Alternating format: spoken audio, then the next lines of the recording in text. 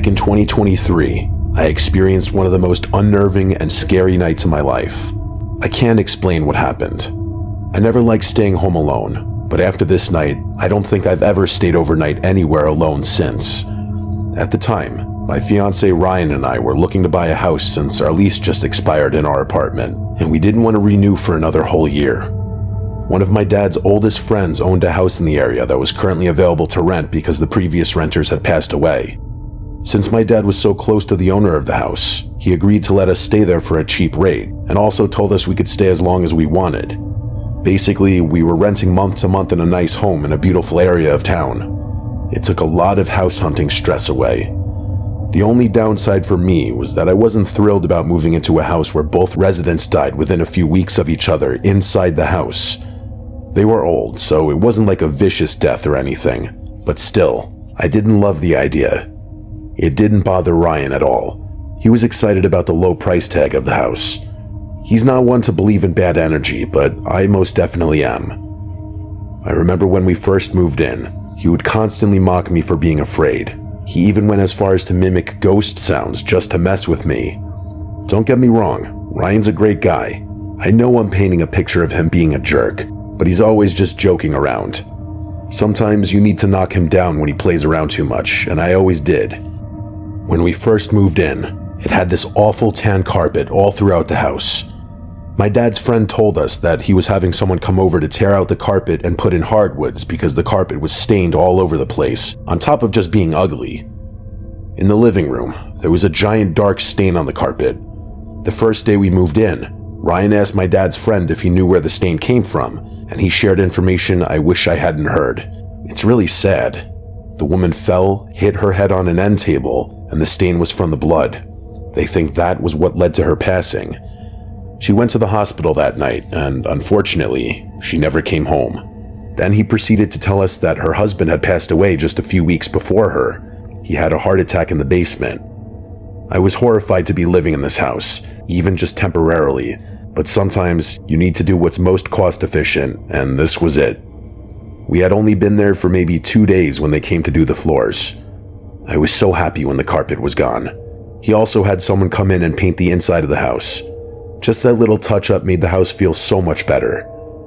After those little cosmetic touches, I started to settle in. It also helped that he added one of those annoying security systems inside the house as well. Every time you open the door, you get the automated voice saying, "Front door open." It got old very fast. Even though it was annoying, it did make me feel better. It was a little over a month of being there, and Ryan was leaving for the weekend. It was his bachelor party. I was a little on edge about being alone for a couple of nights, but by this time, the house felt like a home. I also had the company of our cattle dog, Rex, which made me feel safe. Friday, July 7th, I left for work at 7 a.m. I kissed Ryan goodbye because he was heading out a few hours later and wouldn't be back until Sunday afternoon. I got home that evening and felt a little off. I was positive that I was just feeling anxious because I was alone. I ordered myself Thai food since Ryan hates it and it's my favorite. I put on The Office and just watched my feel-good show until I started getting tired. I think it was close to midnight, and I began to hear this weird noise coming from the basement. This was an older house, so I just kept telling myself that the house is creaking. I turned off the TV and started heading into the bedroom. That's when Rex ran to the basement door and started barking. This was not normal behavior for Rex. He was protective but quiet. He didn't really bark a lot. He mostly howled when he would get vocal. But on this night, he was barking. He sounded tense, like something was wrong. I tried consoling him, but he wouldn't calm down. I don't know why I did this, but I slowly opened the basement door and turned the light on. Rex stopped barking and started to growl. I was gonna go down and just make sure everything was okay, and then I remembered that the old man died down there. I know it sounds crazy, but that freaked me out. I felt frozen at the top of the stairs. I couldn't even look. I tried taking a picture of the basement from the top of the stairs, but it was just too dark down there to see anything. I was too scared to go down there myself and look, especially with Rex losing his mind. I shut the door and went to the bedroom. Eventually, Rex calmed down and joined me in the room. He wasn't barking or growling anymore. Instead, he stayed at the bottom of the bed staring at the door all night. It was like he was on high alert. This scared me more than his barking. I slept horribly that night. I expected someone or something to run into my room at any moment. I made my coffee in the morning and got ready for the day. I planned on catching up on some chores around the house that I had been neglecting. I gathered all my laundry, and when I made my way to the laundry room, I freaked out. This may seem small and trivial to some, but it freaked me out like you can't even believe. The washing machine was sticking out from the wall several feet. Not just a little wiggle, this thing was nearly in the middle of the room. At first, I ran out of the room. I couldn't figure out how or why something like that could happen. Once I composed myself, I went back to the washer and checked it out. Other than being in the middle of the room, nothing else seemed out of place. I moved it back to where it was, and it wasn't easy. This was a heavy unit. I felt like I should have heard it moving. Even though I was completely on edge, I continued with everything I had planned for the day. I called Ryan and told him about everything. I could tell he was skeptical and apprehensive, but he still believed me mostly and was concerned. He's just one of those people who believes everything can be explained by something. That's probably true in this situation as well, but I still couldn't shake these nerves and that horrible feeling brewing inside. He told me they were heading home first thing in the morning, and that he would be back sometime in the late morning, which was at least earlier than they originally planned. Saturday night was a lot like Friday night. I got some food, cuddled up with Rex on the couch, and watched The Office. It was 9:18 that night, and I heard something loud outside the house. It was loud enough that it made me jump, even with the TV super loud. It sounded like an explosion. Then I got a notification on my phone from the garage camera. I pulled it up, and there was a video.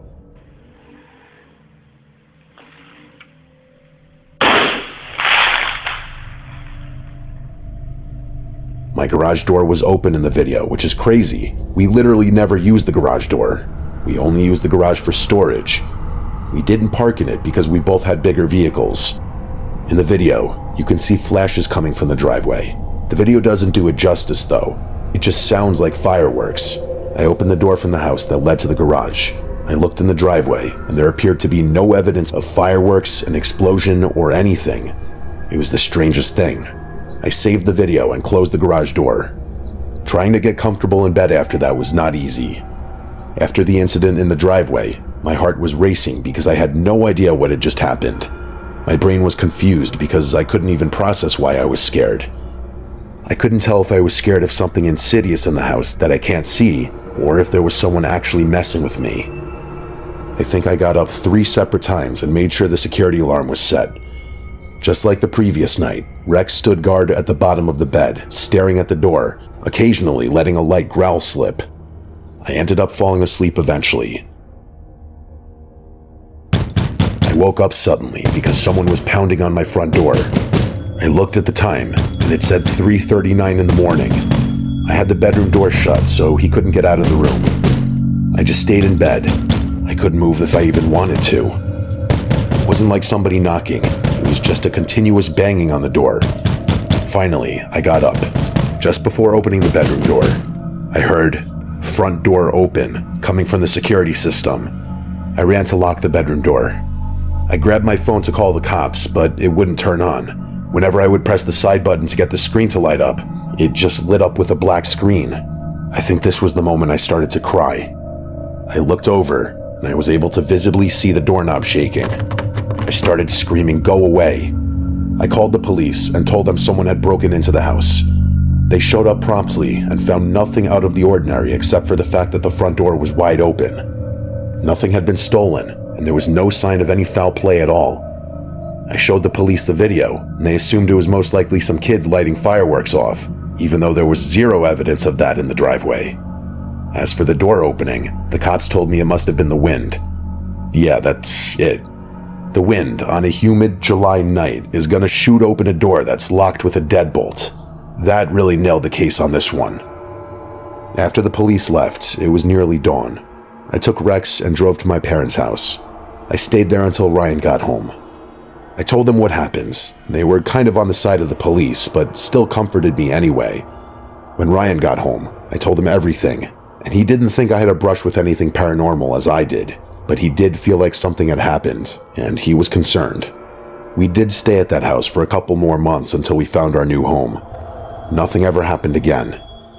Before that weekend, I had never experienced anything even remotely unexplainable like that, and nothing like that has ever happened since. At the time of writing this, we're almost to the 3-year anniversary of that night. Whatever I experienced that weekend, I just hope I never experience anything like that again.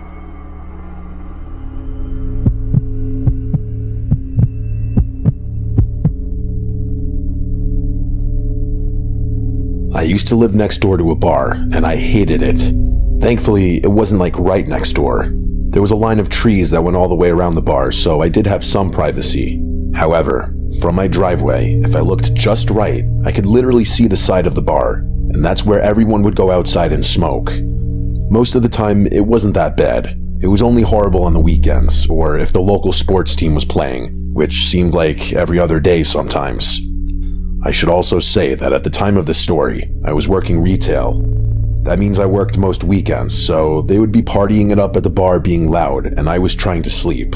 It was a great time. Out of all the annoying nights I dealt with, and there were many, one night specifically still sticks with me, and is probably something that will haunt me for the rest of my life. It was a Saturday night, and my best friend Layla was coming over. She's like a sister to me. We've been friends since elementary school and still are to this day. Around the time of this story, Layla was working hard trying to set me up with anybody. This was kind of before all the dating apps became popular. The apps would have really helped me break the ice. I'm an incredibly awkward person. I've had a hard time interacting with strangers. The thought of going up to a random woman and asking her out seemed more terrifying than the scariest horror movie you could think of. I'm a massive dork, and I love that about myself. I love my comic books, my collectibles, and more than anything, just relaxing at home. It's kind of hard to meet people when being a homebody is the main part of my identity. That's why Layla was trying to be the ultimate wingman. It wasn't going well, though. I had a few dates, but nothing struck. So, on this specific night, Layla came over for dinner and to hang out for a while until her girlfriend got out of work. We had a great night. She gave me some of her classic Layla dating tips to try out next time I go on a date. Around 10 that night, her girlfriend called her and told her she was leaving work. I walked Layla to her car and said goodbye. As I watched her drive away, I heard loud noises coming from the bar. I glanced over and saw a group of maybe 7 or 8 girls. They were clearly drinking and feeling good. They were laughing and talking loudly. I could clearly hear every word one of the girls was saying to her friend. I shook my head, and just as I was getting ready to turn around and walk back inside, I noticed one of the girls looking in my direction. I looked around to see if she could have maybe been staring at someone else, but it clearly looked like she was staring at me. I didn't react because I still wasn't sure if she was looking at me or something else. All the women outside started to head back into the bar, but this woman stayed back a little bit. It was like she wasn't with the group of girls, even though she was standing with them. Then she waved. She had to have been waving at me. There was literally no one else around. I didn't wave back at first. Then she started waving more aggressively. I hesitantly waved back, and she reacted by blowing a kiss in my direction. All I did was smile and go inside. Clearly, it was just a woman at the bar who may have had one too many drinks. After the weird interaction outside, I went in and started playing video games since I had a weekend off for once. I couldn't think of a better way to spend the evening. Around 1:30 that morning, I heard a knock on the door. I paused the game I was playing. I heard the gentle knock again. I wasn't that freaked out because of the close proximity to the bar. I've had people show up at my doorstep before. Some people in this town really like to party. I was used to weird things like this happening. Just in case it was something serious, I got up and looked out the small window next to the front door. Nobody was standing there. At that moment, it pretty much confirmed that it was just someone from the bar being an idiot. My heart was racing a little bit, just because hearing a knock at the door at that hour is always a little jarring. I didn't get back on my game right away. I was sitting in my front room, reading something on my laptop. I would say maybe 15 minutes had passed since I heard the knock, and I got up to look out the window one more time, just to confirm nobody was outside. When I looked out the window, I didn't see anybody, but I did notice that the light inside my car was on. When I focused a little harder, I could also see that my driver's side door was slightly open. Again, I wasn't that scared. I was angrier than anything else. It wouldn't be the first time that someone from the bar tried to break into my car and steal something. The joke was on them because I didn't keep anything valuable in my car. The last time this happened, the light inside my car was on all night, and my battery died the next morning. I didn't want that to happen again. I unlocked the front door, went outside, and made my way to my car. I looked in the back seat just to make sure nobody was camping out back there. Once I realized nobody was in the car, I locked it and headed back inside. Once I got inside and locked the door, I realized I could smell something. It was like a lavender perfume or something. It could have been Layla, but she isn't the perfume type, and I don't think the smell would have lingered that long. My thought was that whoever accidentally knocked on the door was probably wearing too much perfume and the smell was still lingering on the front porch. I finished what I was doing on the computer, shut down my video game, and decided to finally head to bed. I still felt a little anxious about everything that happened, but I wasn't scared.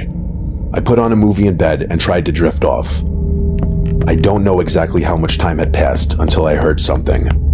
I turned the movie off so I could hear better. I thought I could hear someone running around the house outside my room. It sounded like light, delicate footsteps, but they were moving rapidly. I moved closer to the door to listen. I heard the sound of giggling. It was a soft, feminine giggle.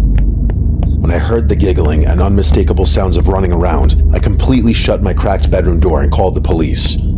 I told them that someone broke into my house, most likely somebody from the bar next door. While I was waiting for the police, every minute felt like an hour. Eventually, I didn't hear the running around anymore. I quietly got up and left the bedroom. I grabbed one of my dad's golf clubs from my closet and started slowly walking through the house. When I got to the kitchen, I froze completely. Just standing in my kitchen was a small blonde woman staring out the window. She was wearing an old-looking, tattered pink dress. Then it hit me. This was the woman from the bar who waved at me earlier that night. Before I could even react, she said while still looking out the window, "Hey buddy, I know you're there." Then she snapped around quickly and stared directly at me. Then she started to run at me. I ran to the bathroom, shut the door, and locked it. She kept knocking on the bathroom door, begging me to open it. It wasn't long after this that the police showed up. They were inside the house and knocking on the door. I opened the door and only saw the officers inside the house. I looked down, and right outside the bathroom was one of my steak knives from the kitchen. After leaving the bathroom, we noticed that the back door was also left open. We figured that she must have run out the back door. The next day, we went to the bar and asked them if they remembered anybody who fit that description, and the owner knew right away. He told us that she was dirty and apparently bothering the guests. Eventually, he had to throw her out of the bar. She was lingering outside for a while, but once he threatened to call the police, she disappeared. After that night, I never saw her again, thank God. I don't know why she targeted me. Maybe she was just crazy and homeless. Maybe she was on drugs. I spent a while trying to figure out how she got into the house. The only time I could think of is when I went outside to shut my car door. She had to have been hiding somewhere near the door and ran inside when I wasn't looking. I'll never forget that night. Thankfully, nothing serious happened, and I'm able to tell my story. I just hope that this woman got the help that she needed, and that she isn't terrorizing more people.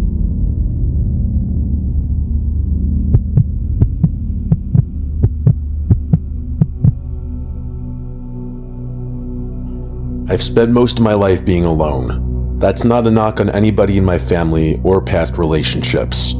It's just that I've always thrived when I'm alone. Whenever I date, I end up breaking off the relationship before it gets too serious. This isn't a pity party either. That's the way I've always liked it. Being able to focus on myself, I've been able to build my company and find success. My job allows me to travel all over the world and meet people from every walk of life. Basically, I'm kind of like an interior decorator. I meet with clients, talk about ways to design rooms, and help them achieve their vision. I'm currently in my mid-30s, and for the first time in my life, I have a roommate. Last year, something happened to me, and now I never want to be home alone again. Here's why. Years of grinding allowed me to save money, so I was able to buy my dream home. I moved into the house 6 months before the events of the story took place. By this time in my company's life, I was fortunate enough to be able to pick and choose my clients. Because of the high demand, I unfortunately had to turn a lot of people down. With the success of the company, I spent a lot of time working, even when I was home. Unless I was meeting with a client somewhere, I did most of my work right from my home office. A few months after I moved in, I started hearing this weird noise when I was working in my office. I didn't hear it all the time, just sometimes. The noise was like a shuffling sound. I realize that's vague, but that's exactly what it sounded like. Imagine the sound of someone pushing a box in a room next to you. That's kind of what it sounded like. The shuffling was always brief, but loud enough that it would break my concentration whenever I would hear it. The first few times I heard the noise, I ignored it and went back to work. Once it started happening semi-regularly, I couldn't ignore it anymore. One afternoon when I heard the strange shuffling noise, I stopped working and went upstairs to investigate. I remember standing completely still, trying to hear anything I could, but it would always just be me standing there. I felt like I was losing my mind. I'd hear the noise, I would stop whatever I was doing, and run around the house. Once I proved to myself that there wasn't anybody walking around upstairs, I thought that it had to be squirrels that must have gotten into the siding of the house. I remember when I was growing up, a bunch of squirrels got under the roof in my parents' house, and it would keep me up all night. Anybody who has had this happen to them knows how much of a pain this can be, not just because they can be annoying running around, but because of the damage they can cause. Once I had my squirrel revelation, my mind was at peace for a little while. I figured I would just take care of it when I had some time. The noise continued for a few more days. Every time I heard the noise, I would write myself another note to remind me to call someone about the squirrels. I had so many other things on my plate that calling someone to deal with this was the least of my concerns. A few nights later, I worked a lot later than I usually would. I didn't get off of my computer and into bed until after 2 in the morning. While I was lying in bed trying to go to sleep, I heard the shuffling sound again. This was the first time I heard the sound at night. I tried to ignore it and just go to sleep, but this shuffling sound was different from the one I would hear from my office. Usually, I would hear the quick shuffle and then nothing, but now, this sounded like continuous movement.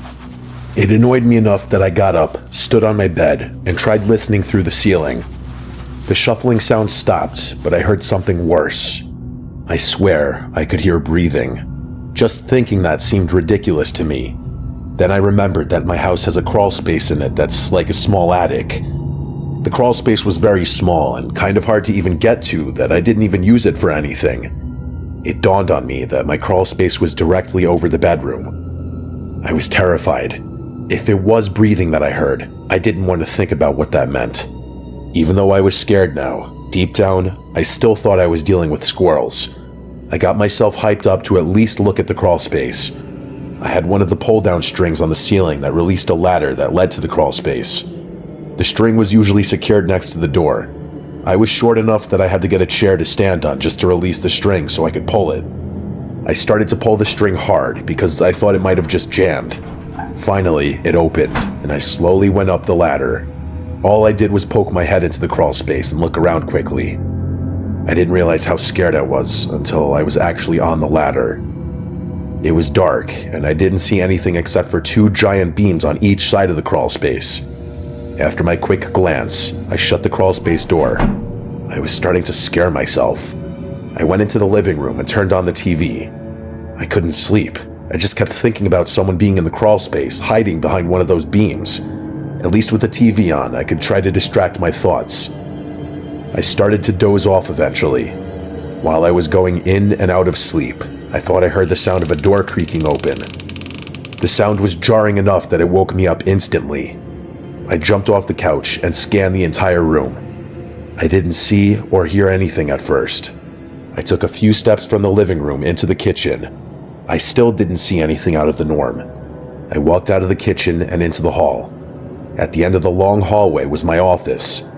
Since the hallway was pitch black, I turned on the light. I half expected to see someone standing at the end of the hall once the light was on. I was so on edge by this point. I slowly continued down the hall and into the office. Once again, everything seemed fine. After finishing my search downstairs, I slowly made my way upstairs. Right away, I noticed that the pole string was dangling down, and even more terrifying, it looked like it was slightly swaying. I thought it had to be in my imagination. I was sure that I secured that string when I closed it earlier. Because of how scared I was when I went up there, I thought to myself that it was possible that I could have left the string hanging, as unlikely as that may be. As I walked down the hall, I noticed my bedroom door was almost completely shut. I always leave it wide open. When I grabbed the door to open it, I noticed that the door made a loud, creaking sound. I was terrified. This was clearly the sound I heard a little while ago. What I couldn't figure out is why. I turned on the bedroom light, and the room looked exactly how I had left it. Just as I was about to leave the room, I noticed something. On the floor right next to my bed looked like a small clump of dirt. I got close to the dirt and bent over to look at it. When I was down on one knee, I thought I could hear that breathing sound again.